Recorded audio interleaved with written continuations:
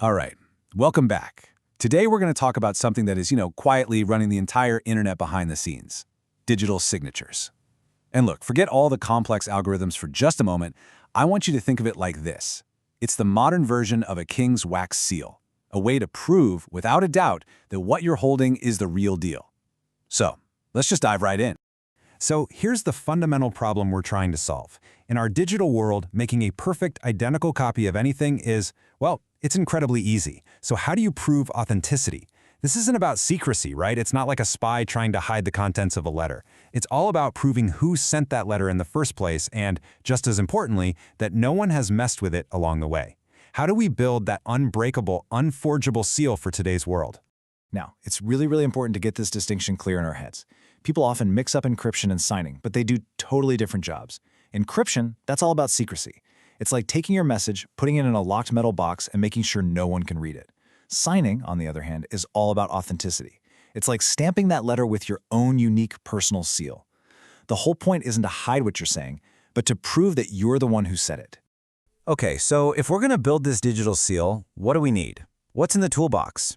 It actually comes down to two really powerful ideas from cryptography working together in a beautiful way. Let's break down each ingredient one by one. First up, we've got hashing. The easiest way to think about this is as a digital fingerprint for any piece of data.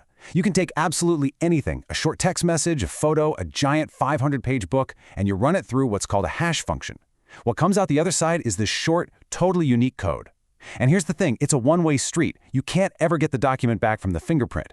And because of something we've talked about called the avalanche effect, if you change just one tiny little comma in that huge document, the fingerprint changes completely. It's totally unique. So our second ingredient is something called asymmetric keys. And we can use the magic mailbox analogy to get our heads around this one. Imagine that everyone in the world has a special mailbox. The mail slot, that's the public key, is out there for everyone to see and use. Anyone can drop a letter in.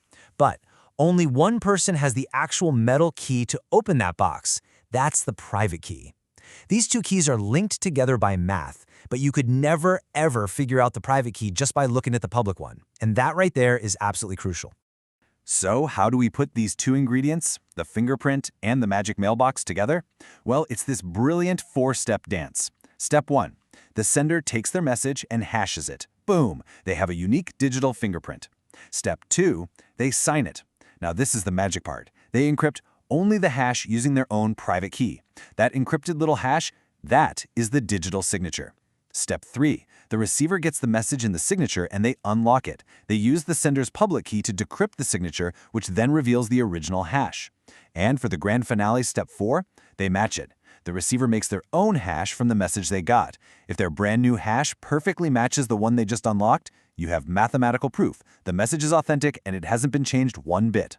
And what this creates is a super important concept called non-repudiation. Think about it. Because only the sender has their private key, only they could have possibly created that specific signature. What that means is they can't turn around later and deny sending the message. It's binding. It's kind of like the modern-day version of a country standing an official treaty with its great seal. There's just no denying it. And this brings us to one of the biggest, most mind-blowing ideas in all of modern technology, the creation of what we call trustless systems. When a digital signature checks out, you don't actually need to trust the person who sent you the email, or the company that sent you a software update, or the bank that's processing your transaction. You don't need to trust any of them. All you need to trust is the math. And this idea, right here, is the foundation for everything from the little lock icon on your web browser to the entire world of blockchain and cryptocurrency.